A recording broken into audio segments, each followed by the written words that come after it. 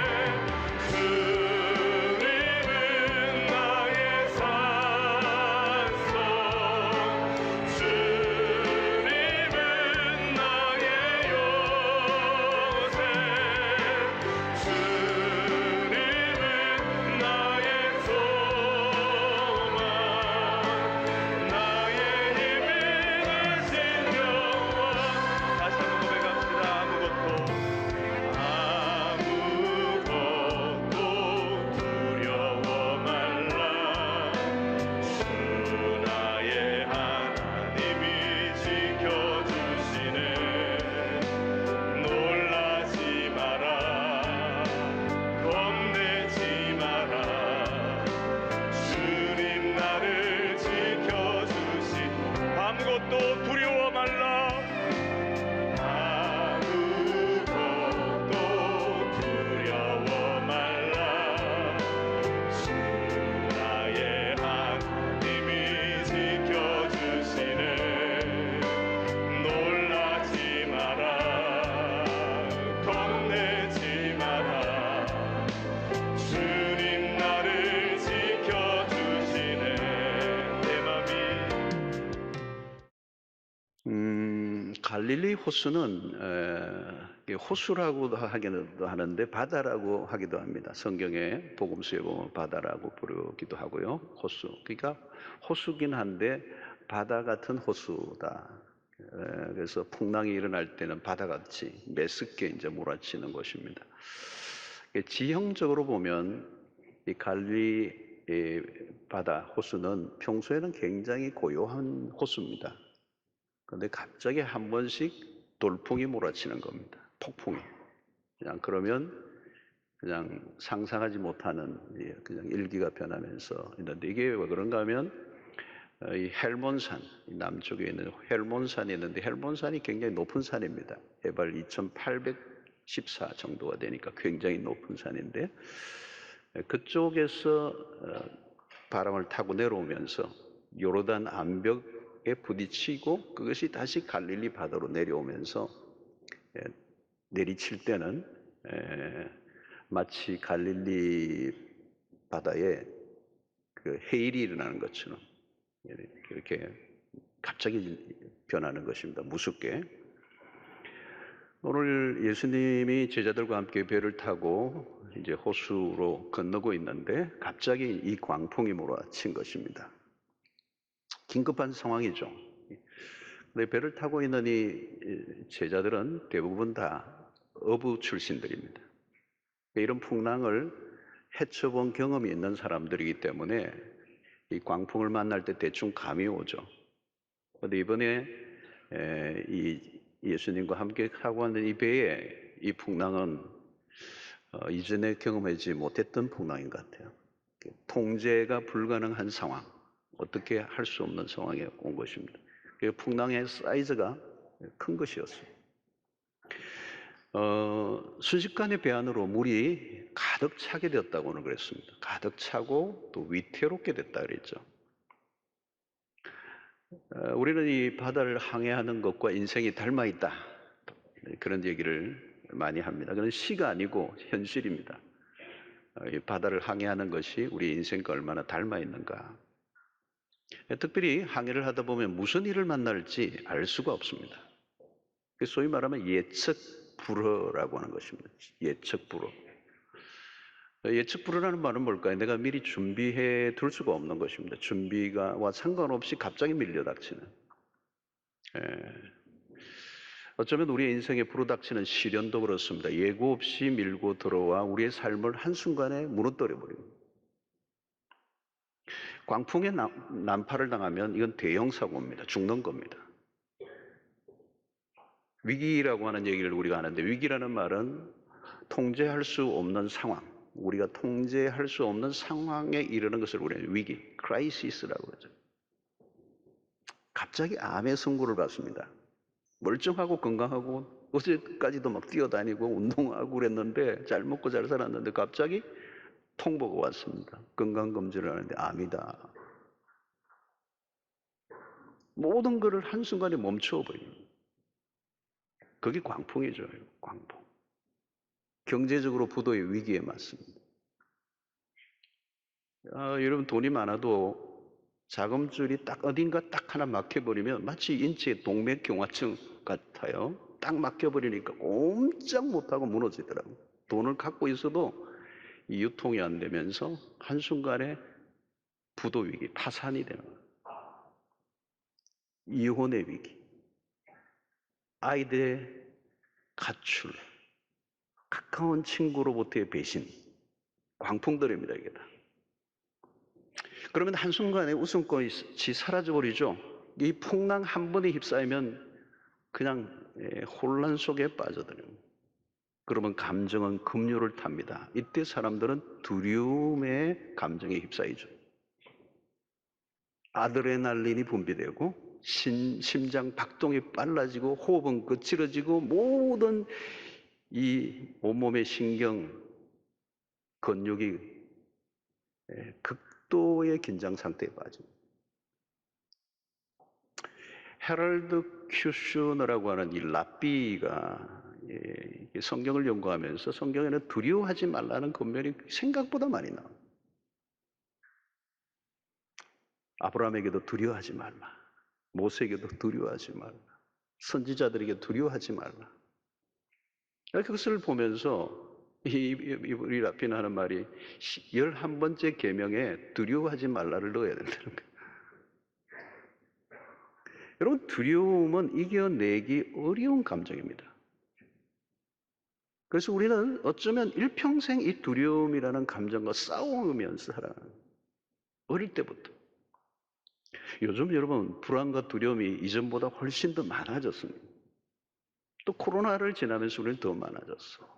그래서 정신과의 처방을 받아서 약을 먹고 지내는 사람들이 생각보다 많고 잠을 잘 못 자는 분들이 많아요. 두려움과 공포, 불안, 이것은 현대인의 만성적인 질환이 되어 있습니다. 여러분, 두려움이 오면 내가 마음대로 안 돼요. 내 마음인데 내가 마음대로 안 돼. 힘겹게 싸웠던 것들이 한순간에 허물어질 수 있다는 상황은 굉장히 두려운 것이잖아요. 여러분, 폭풍이 몰아치면, 우리 인생에 경랑이 치면 불굴의 의지 박살나요.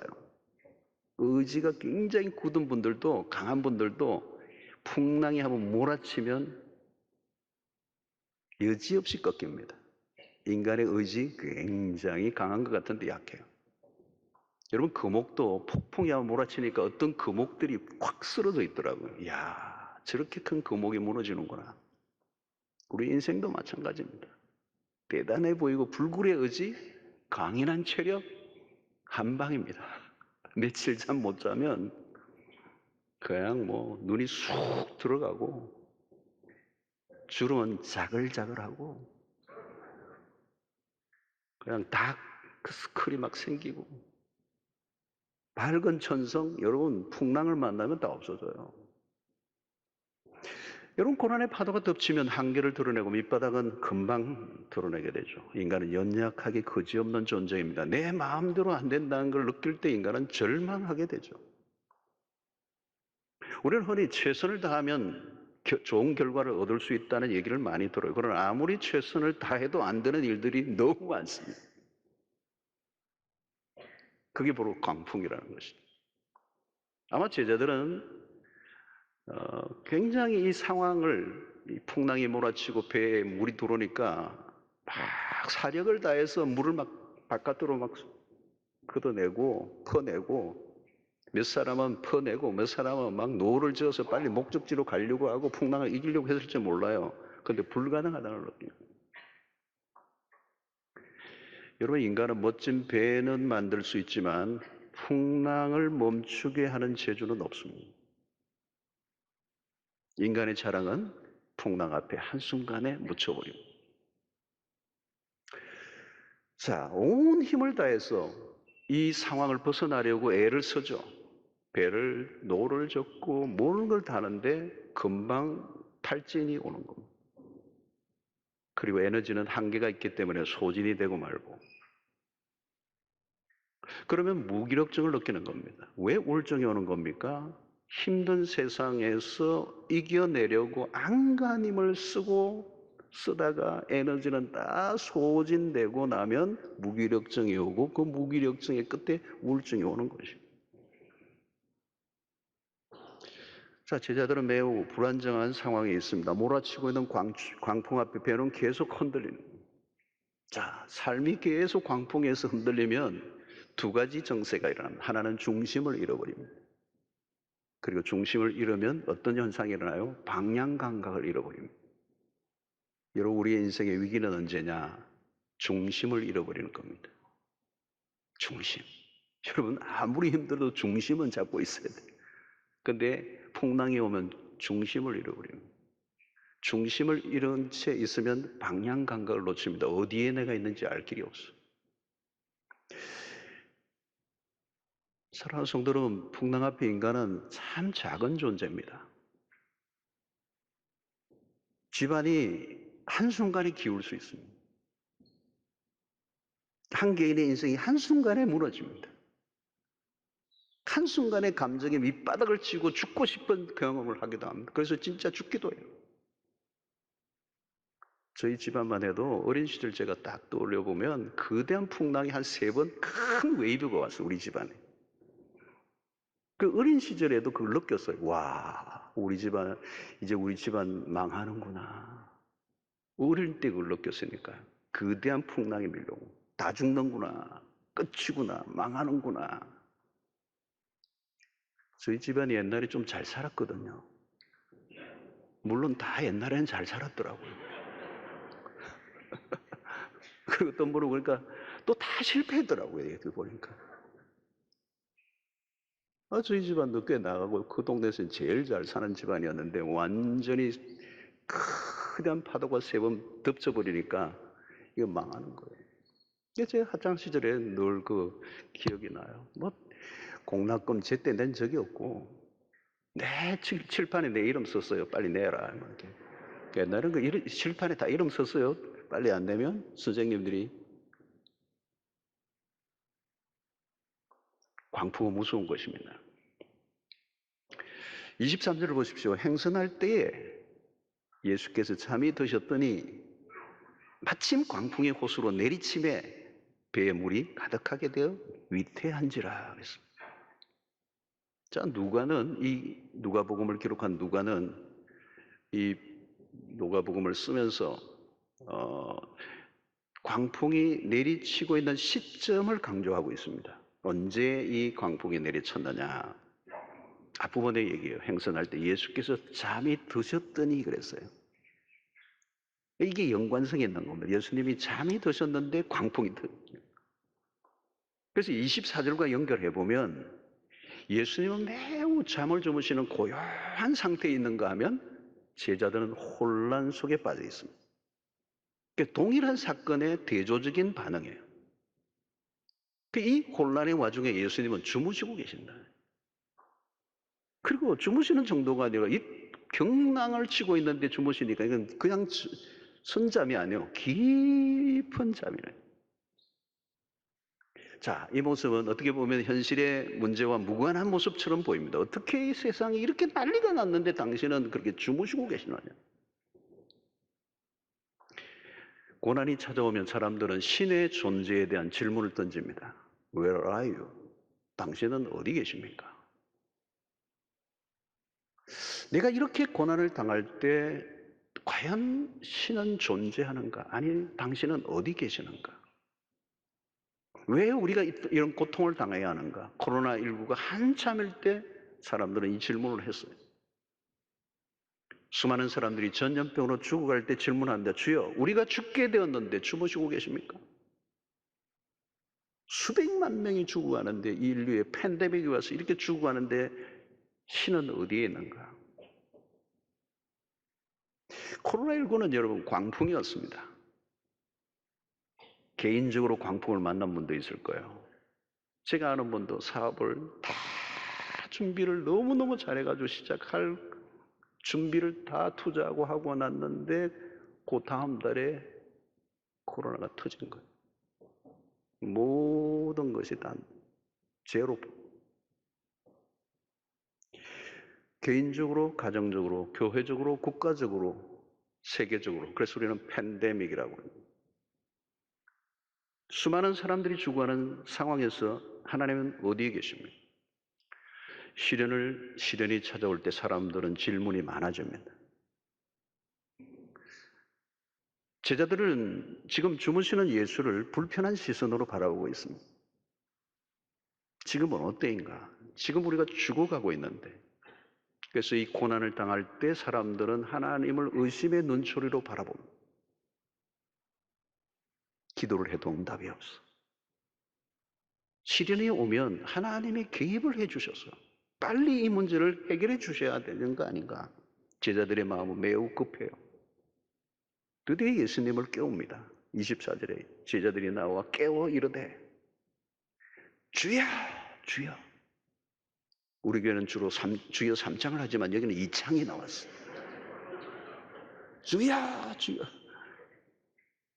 크게 부러지는데 격앙된 목소리. 그리고 생사가 오고 가는 그 길목에서 터져나오는 주여는 이거는 굉장히 강력한 원초적인 소리. 자, 그 속에는 짜증이 섞여 있고 불만이 섞여 있는데 주무시는 예수를 바라보는 시선이 불편해. 자, 그러나 여러분, 믿음의 눈으로 다시 바꿔본다면 주무시는 예수의 모습은 다르게 다가올 수가 있습니다. 이런 폭풍 속에서도 예수님이 주무신다는 것은 불안을 조성하기보다 우리에게 평온함을 주실 수가 있어요. 근데 문제는 제자들이 처음부터 그 주님을 바라본 게 아니에요. 풍랑이 처음일 때는 배 안에서 물을 퍼내고자 애를 썼거든요. 아무리 해도 물을 퍼낼 수 없다는 것을, 해결할 수 없다는 것을 깨닫고야 주무시는 예수를 바라보고 깨우려고 하는 것입니다. 여러분, 주무시는 주님은 제자들에게 무엇을 보여주시려고 하셨을까요? 우리는 인생이 순풍에 안 듯 가기를 원합니다. 그러나 바다에 풍랑이 없기를 바라는 것은 너무 낙관적이에요. 여러분, 내 인생에 풍랑이 없을 것이라고 생각하고 살아가는 사람이 있다면 그건 너무 낙관적인 생각이에요. 풍랑이 왔다면, 고난이 왔다면 올 게 온 거예요. 올 게 온 거예요. 안 올 게 온 게 아니에요. 인생은, 바다는 풍랑이 없을 수가 없어요. 시기의 차이, 때의 차이가 있을 뿐이에요. 자, 이 풍랑이 일어나자 제자들의 정체가 드러나기 시작합니다. 고난이 오면 밑바닥에 숨어있던 것들이 노출되고 있는 것입니다. 여러분, 인간은 고난이 없으면 금방 우쭐거립니다.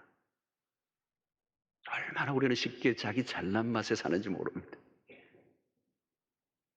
풍랑은 제자들을 훈련시키는 아주 필수 코스예요. 갑자기 불어닥친 광풍처럼 보이지만 주님의 의도가 숨어 있는 거죠. 그 시련을 통하여 제자들을 한 단계 더 업그레이드 시키기 위한, 그래서 우리를 흔드시금으로 우리를 깊어지게 하시려고 하는 의도가 있어. 신기해요, 여러분. 고난은 우리가 원치 않지만 그 고난을 통해서 하나님이 하시는 일은 굉장히 많아요. 찬송가 373장의 2절에 여러분들이 잘 아는 찬송가, 큰 물결 일어나 나 쉬지 못하나 이 풍랑으로 인하여, 더 빨리 갑니다. 잘 노래를 못 불러 빨리 했는데 큰 물결 일어나 나 쉬지 못하나 이 풍랑으로 인하여 더 빨리 갑니다. 그래서 이런 풍랑은 분명히 우리 삶을 힘들게 하는 거예요. 시련은 우리를 힘들게 하는 거예요. 그러나 그것을 통하여 받은 은혜는 너무 큰 것입니다. 여러분 실패 경험 없이 성공만 했다면 어떤 일이 내 인생 가운데 일어났을 것 같습니까? 풍랑이 일어나기 전까지는 제자들은 자신들의 수준을 알 수가 없었습니다. 우리는 고난이 없기를 바라지만 만약 우리의 삶에 고난이 없다면, 실패가 없었다면, 내가 아프지 않았더라면 나는 어떻게 되었을까?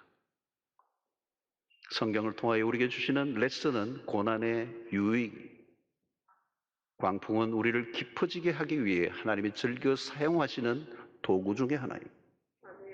삶이 흔들릴 때 우리는 비로소 기도를 시작합니다. 시련의 바람으로 인하여 하나님을 붙드는 법을 배웁니다.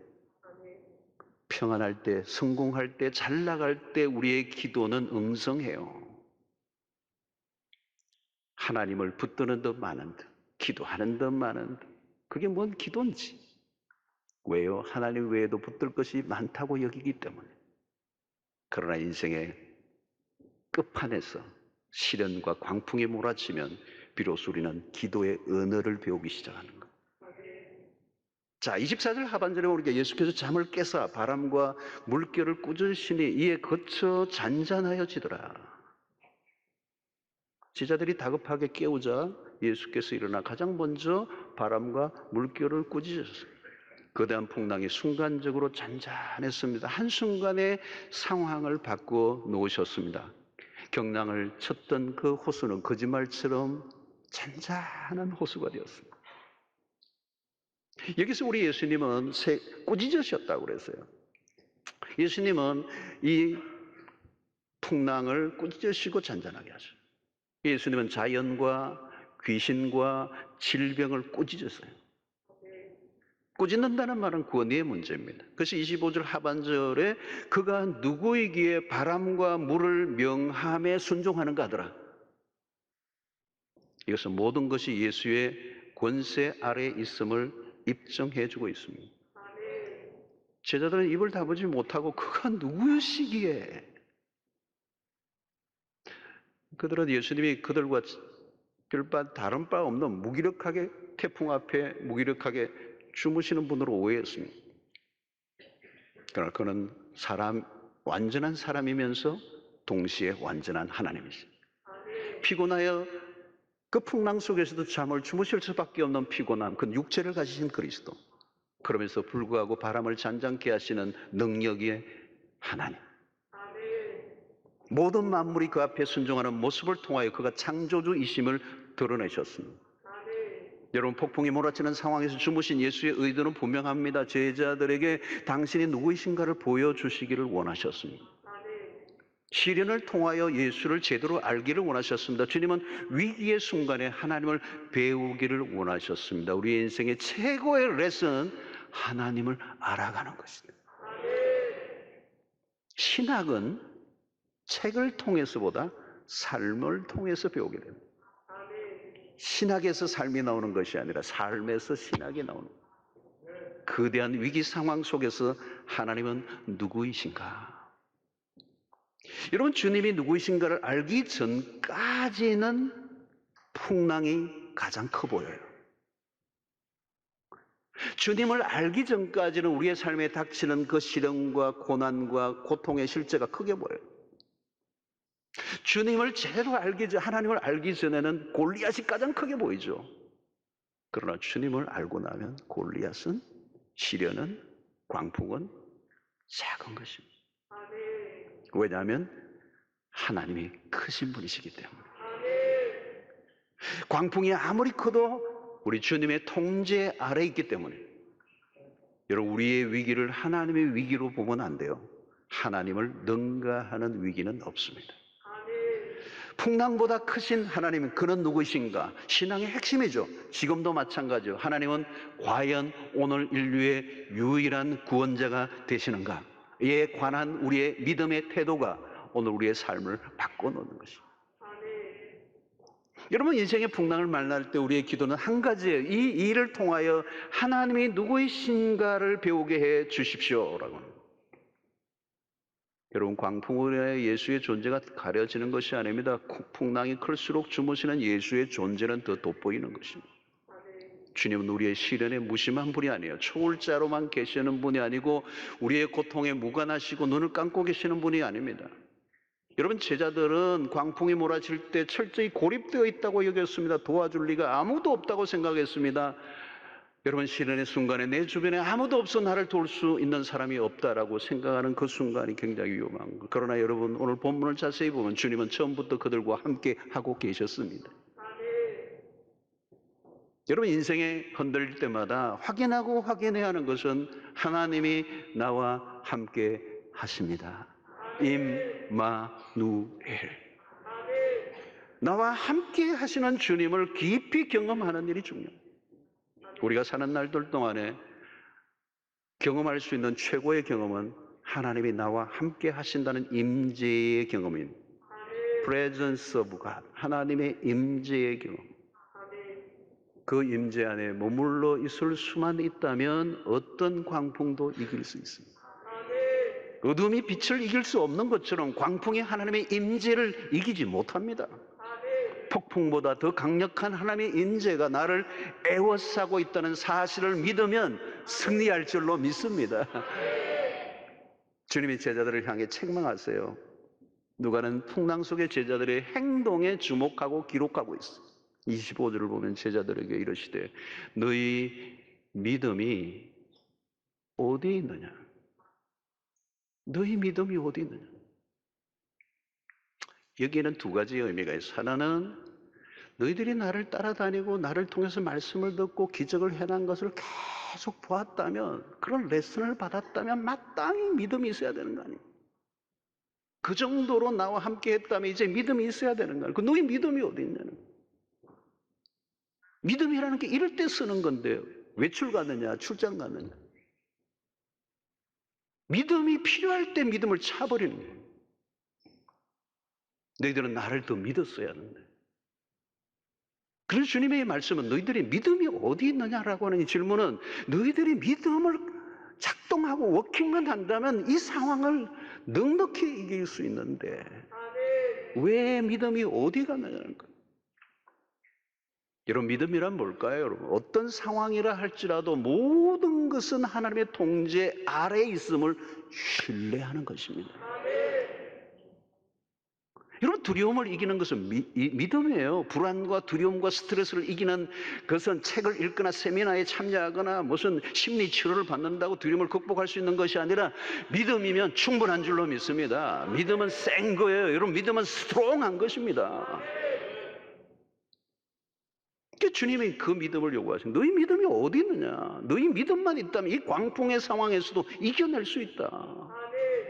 믿음이다, 믿음. 여러분, 시련이 오면요, 인맥, 쌓아놓은 돈, 무슨 커리어 다 소용없어요. 여러분, 광풍이 몰아치는데 배가 지금 뒤집혀지는데 돈이 무슨 소용이 있고 권력이 무슨 소용이 있고 인맥이 무슨 소용이 있어요, 여러분. 가끔 힘들 때 그런 생각이 나요. 어떤 친구가 너 힘들면 전화해. 그런 친구가 있어요. 그 힘들 때 전화했더니 오래간만에 전화를 했더니 그 친구 하는 말이 나도 요즘 힘들어. 나도 요즘 힘들어. 뭘 전화를 해요? 안 되는 건데. 핸드폰에 그렇게 많은 사람들의 이름이 있지만 삶의 광풍을 만나면 전화할 만한 사람이 한 사람도 없어요. 전화해보세요, 되는 거.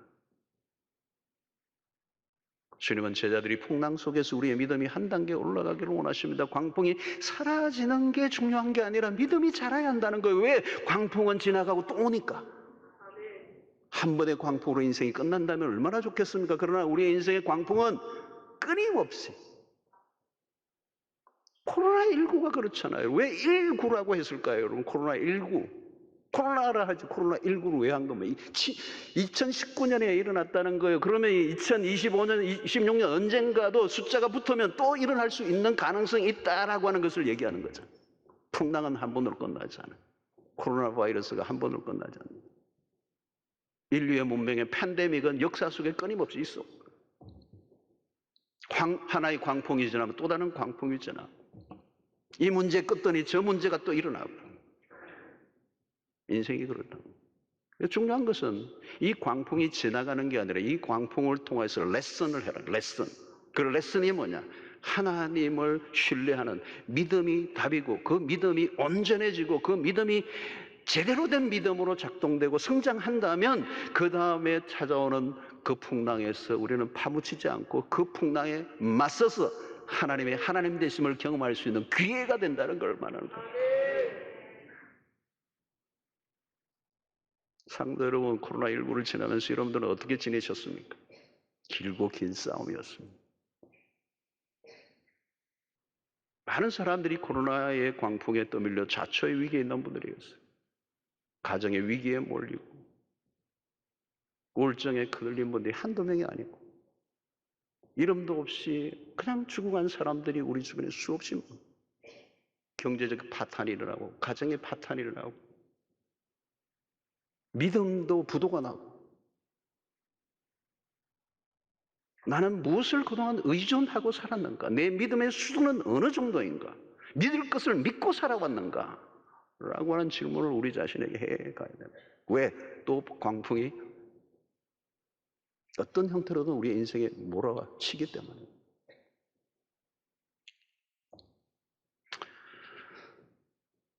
여러분, 우리 모두는 예수를 믿고 구원을 다 받았습니다.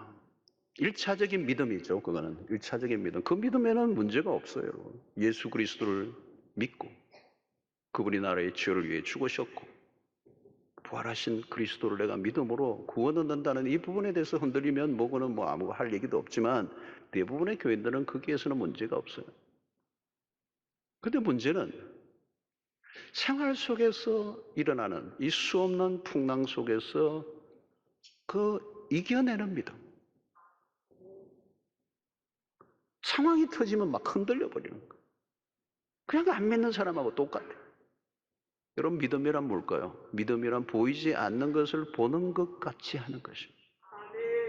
히브리서 11장 27절을 보면 믿음으로 애굽을 떠나 왕의 노함을 무수하지 아니하고 곧 보이지 아니하는 자를 보는 것 같이 하여 참았으며 풍랑 속에서도 주무시는 예수를 통하여 눈에는 보이지 않지만 하나님이심을 그분을 신뢰해야지 광풍을 더 크게 보는 거예요. 풍랑 속에서도 주님의 존재를 바로 볼 수 있는 눈, 이게 믿음이라는 거예요. 풍랑의 실제보다 더 선명하게 드러나는 그분을 신뢰하는 게 믿음이에요.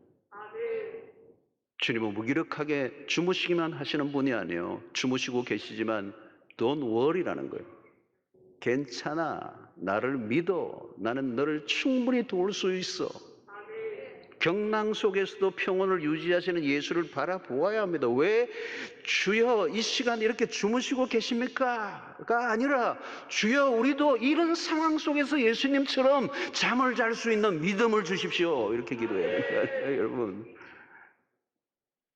주무시는 게 그냥 배가 아파하지 말고 잠이란 여러분 얼마나 놀라운 겁니까? 여러분, 잠이라는 건 정말 축복이거든요.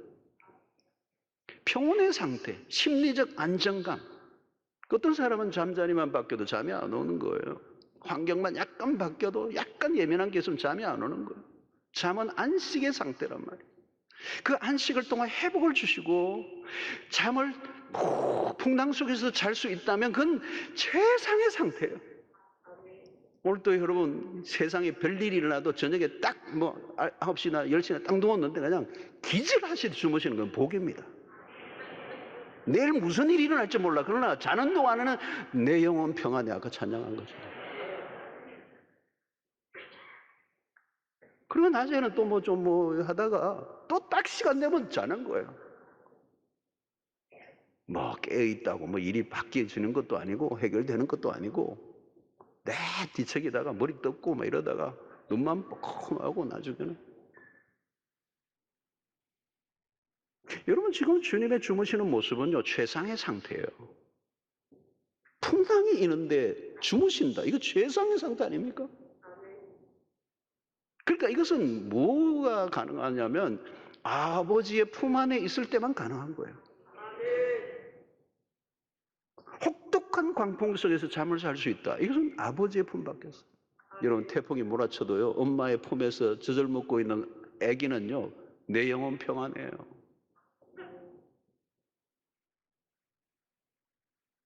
지난번에 힌나놈 맞아요? 태풍이 막 몰아치는데 여기 뭐 저기 요토 경기장으로 막 그냥 뚝으로 그냥 밀고 넘어오는데 와 바람도 그 새벽에가 절정이었거든요. 새벽기도 나오는 시간인데 와 분위기가 달라. 그래서 제가 제 방에 딱 와가지고 딱 바라보는데 뭐 아무리 쳐도 뭐 제가 방 안에 딱 있는데 파도가 안 오더라고요. 안 오. 파도구나. 바람만 쉥쉥하고 하는 겁주는데 뭐 우리 건물이 꺼도 주님은 언제나 성부 하나님을 철저히 신뢰하고 있음을 우리에게 보여주는 장면이 명장면이 풍랑 속에 잠자고 계신 예수 그리스도. 그분은 우리가 의지하고 신뢰할 만한 분이시라. 제자들의 문제는 뭡니까? 주님을 계속적으로 신뢰하는 일에 실패하는 겁니다. 그리스도는 모든 상황을 통제할 수 있는 분이라는 것을 믿지 못했어요. 예수는 하나님이세요. 예수는 어떤 상황 속에서도 우리의 구원자가 되십니다. 믿음이란 지속적으로 그리스도를 바라보는 것이다. 두려움이 왜 오는 것입니까? 잘못된 시선 처리예요. 여러분 풍랑을 계속 바라보면 두려움은 올 수밖에 없어요. 무엇을 바라보느냐? 그들은 고요하게 잠들어 계시는 주님에게로 처음부터 시선을 옮겼어야 했어요. 그분은 모든 상황을 바꿔 놓으실 수 있는 분이시기 때문에 흔들릴수록 우리가 할 일은 흔들리지 않는 것을 찾고 바라보아야 합니다. 주님은 요동치 않는 반석이 되십니다. 믿음이란 뭘까요? 시선 고정입니다. 누구에게? 그리스도에게. 코로나19를 지나면서 우리는 모두 코로나 감염자 숫자, 뭐 통계, 도시별 통계, 백신 1, 2차, 3차 맞을 건가 말 건가 떠도는 괴담들, 마스크, 거리두기 뭐 우리의 시선이 어디에 집중되어 있었어요? 거기에 온전히 고정되어 있으니까 두려움이 몰려오고 마음은 불편하고 우울해지고 안식이 없었던 것입니다. 두려움을 줄 만한 곳으로부터 우리의 시선이 빠져나와야 합니다. 새로운 시선. 그것은 바로 예수 그리스도. 그분만이 우리의 힘이시요, 능력이시요, 구원이시요, 반석이시요, 산성이시요, 뿌리시요. 사랑하는 성도 여러분, 앞으로도 풍랑은 일어날 것입니다. 예측 불후의 광풍은 닥칠 수 있습니다. 한순간에 우리의 인생을 무너뜨릴 것 같은 매섭게 광풍은 거세죠. 여러분 우리는 이 일어날 때마다 두려움에 떨고 혼란 속에 빠질 것인가? 아니죠. 주님은 이 강풍 속에서도 우리의 믿음을 한 단계 끌어올리기를 원하십니다. 하나님이 누구이신지를 알기만 한다면 하나님은 우리의 믿음을 어나더 레벨로 끌어올리시고 광풍에 맞서 하나님의 하나님 되심을 증명해 보이는 삶을 살 수 있을 것입니다. 광풍은 은혜입니다. 광풍을 통해서 믿음은 한 단계 올라가는 겁니다. 또 다른 광풍이 일어날 때 대처할 담력을 얻게 됩니다. 사랑하는 성도 여러분, 이 코로나19를 지나면서 우리의 인생의 경랑 속에 있는 분들이 계실 거예요. 저도 우리 성도들의 그 신방의 얘기들을 들으면서 정말 경랑에 빠져 있는 분들이 광풍은 파괴력이 있습니다. 어설픈 자구책은 도움이 안 됩니다. 광풍 앞에서 인간의 한계를 빨리 인정해야 합니다. 그리고 우리의 지혜나 열심을 멈추고 하나님을 전적으로 바라보아야 합니다. 믿음이 필요합니다.